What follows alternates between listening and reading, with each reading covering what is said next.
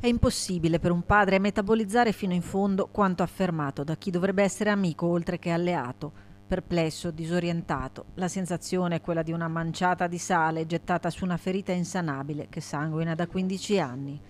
È lo sfogo doloroso che Franco Miotto, papà di Matteo, giovane alpino tienese caduto a 24 anni durante un conflitto a fuoco il 31 dicembre del 2010, affida ai social. Una reazione alle frasi del presidente americano Trump che ha minimizzato il contributo degli alleati in Afghanistan, fronte su cui sono morti 53 militari italiani. Tu senti che ti dicono che stava nelle retrovie quando mio figlio era su un avamposto in mezzo al deserto.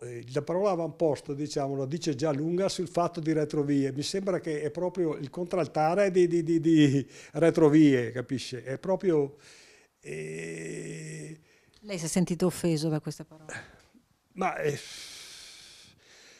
prima di tutto disorientato, poi offeso, subito non mi ero neanche reso ben conto di cosa stava succedendo. Frasi che arrivano nel giorno in cui si rende onore al sacrificio degli alpini e al loro impegno nella giornata in cui si ricorda uno dei momenti più tragici del secondo conflitto mondiale, la battaglia di Nikolaevka durante la ritirata di Russia. È sempre importante, sono 15 anni, lei capisce che perdere un figlio nel modo come l'ho perso io e come l'hanno perso anche gli altri, ti segna a vita, diciamo, quella è una cosa che non passa più.